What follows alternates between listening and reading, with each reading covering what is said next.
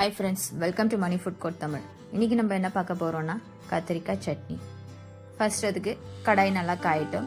கடாய் நல்லா காய்ஞ்சதும் எண்ணெய் ஆட் பண்ணிக்கோங்க.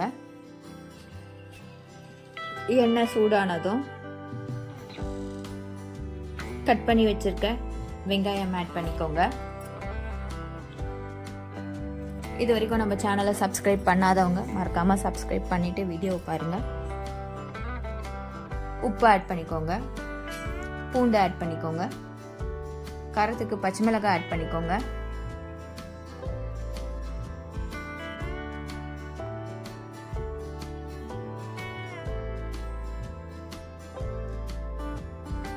கட் பண்ணி வச்சிருக்க கத்திரிக்காவை ஆட் பண்ணிக்கோங்க.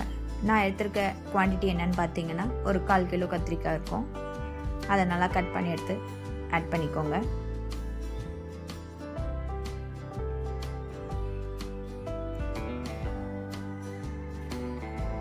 ரெண்டு தக்காளி ஆட் பண்ணிக்கோங்க.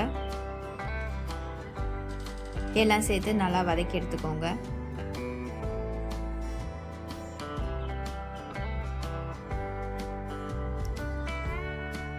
அதோட கொஞ்சமாக புளி ஆட் பண்ணிக்கோங்க. புளி ஆட் பண்ணிங்கன்னா அதான் டேஸ்ட்டு நல்லா கொடுக்கும். ஸோ மறக்காமல் புளி ஆட் பண்ணிக்கோங்க.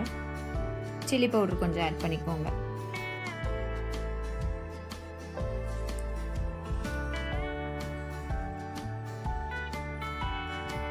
இந்த அளவுக்கு வதக்கினீங்கன்னா போதும். தென் ஆறுனதும் மிக்ஸி ஜாரில் சேர்த்து அரைச்சி எடுத்துக்கோங்க.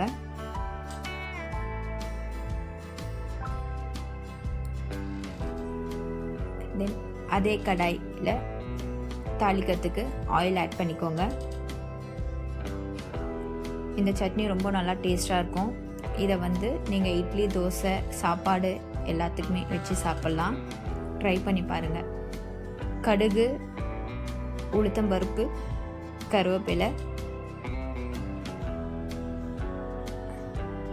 அரைச்சி வச்சிருக்க சட்னியை ஆட் பண்ணிக்கோங்க. ஒரு கொதி வந்ததும் ஸ்டவ்வை ஆஃப் பண்ணிடுங்க.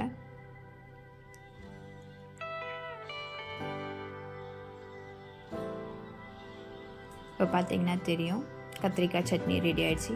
ஓகே ஃப்ரெண்ட்ஸ், இந்த வீடியோ உங்களுக்கு பிடிச்சிருந்ததுன்னா லைக் பண்ணுங்கள், ஷேர் பண்ணுங்கள், மறக்காமல் சப்ஸ்கிரைப் பண்ணுங்கள். தேங்க்ஸ் ஃபார் வாட்சிங்.